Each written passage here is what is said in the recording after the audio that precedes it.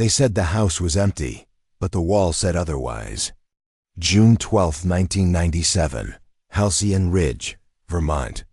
A postcard-perfect town nestled between dense forests and the quiet sprawl of old farmhouses. 13-year-old Michael Everly was last seen playing in the backyard of his family's Victorian home.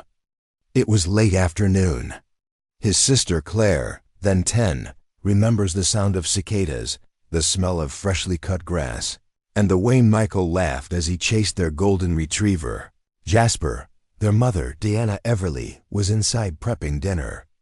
Their father, Greg, was on the road as usual, delivering medical supplies to clinics in the region. At 6:17 p.m., Claire went to call Michael in for dinner.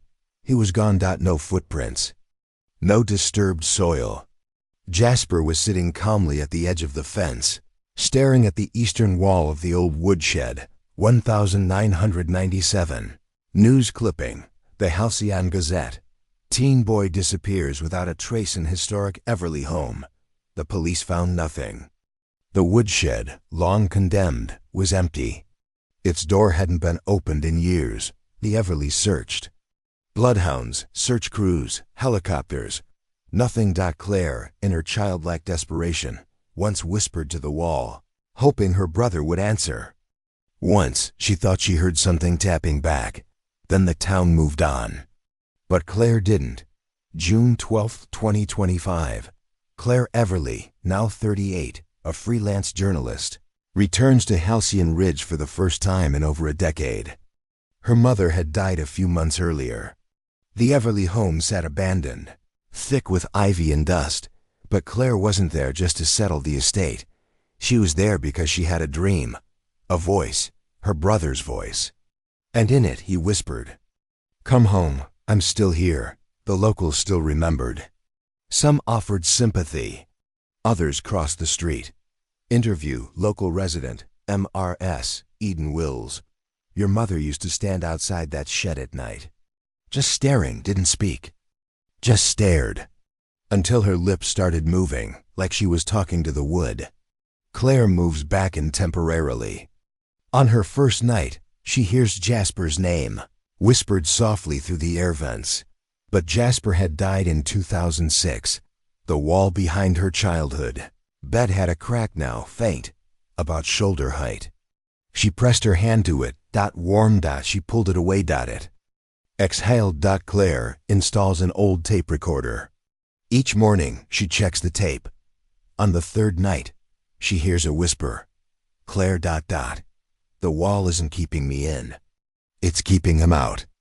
She contacts a former structural engineer who had worked on the Everly house back in the 90s, James Kellerman. He remembers oddities. James Kellerman, interview. "That room. Your room?" The wall was thicker than the blueprint said, as if something had been added, but we were told to stop asking questions. Said it was a foundation quirk. Claire drills into the wall. Beneath the plaster, a hollow cavity. Inside, she finds a bundle of paper. Drawings, Michael's childish sketches of him in the yard. Then of him peering through the wall.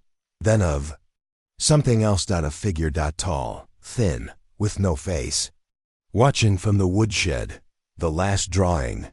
The figure standing inside the wall. Claire keeps digging. Behind insulation, she finds a wooden panel. Behind that, a crawl space. She crawls in. And then silence, except breathing. But not hers. The crawl space leads to an unfinished part of the house she never knew existed. There's an old mattress, a child's shoe, and hundreds of tally marks. On the wooden wall. Then she finds it. A VHS tape labeled "For Claire."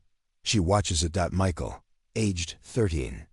Sitting in the same crawl space, dirty, crying. If you're seeing this, it means the wall let you in. I don't know how long I've been here, but I know he's real, the man in the wall. He made Mom forget. He made Dad leave.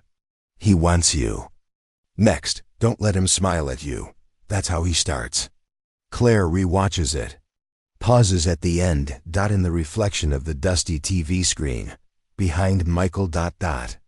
A face... Smiling... Claire digs deeper. There are rooms beneath the Everly house that aren't on any blueprint. She finds what looks like a makeshift studio. Old tapes. More drawings. Scratches on the floor that say, "Do not follow the hum." The hum... The house begins humming at night. Faint, mechanical, but sometimes... Melodic. She installs cameras. One night, she sees herself sleepwalking... Except she never left her bed. The footage shows her staring at the wall, smiling. The next morning, she finds a fresh drawing under her pillow. 2 stick figures. One crossed out. One with a large, toothy smile. The wall is pulsing now, breathing heavier. Then she finds a journal... Her mother's handwriting. "I see him now, in the corners, in the mirror. He never aged. Neither did Michael. I tried to wall him in. But I think I walled us out." Claire sets fire to the woodshed. As the flames rise, the wall in her bedroom begins to crack. A voice: "You brought the fire, but he already left." She breaks through the wall one final time, and behind it, Michael, still 13. Still alive, blinking in the dark. He gasps. Reaches for her, but as she touches him, he crumbles to ash. In his place, a photo. The two of them as children. But someone else is in the photo now. A tall man in the background, just between the trees. Claire leaves Halcyon Ridge, moves far away. Every wall in her new apartment, made of glass. But at night, she still hears it. Breathing. 22/6 podcast transcript. Ghosts of Halcyon Ridge. The Everly case remains unsolved. No remains, no suspects. Just a scorched shed, a cracked wall, and a name etched behind plaster. Claire. All caps. Fresh, even. Today. Subscribe to Lost After Dark for more cinematic slow-burn mysteries based on chilling disappearances, unexplainable returns, and the spaces between memory and myth.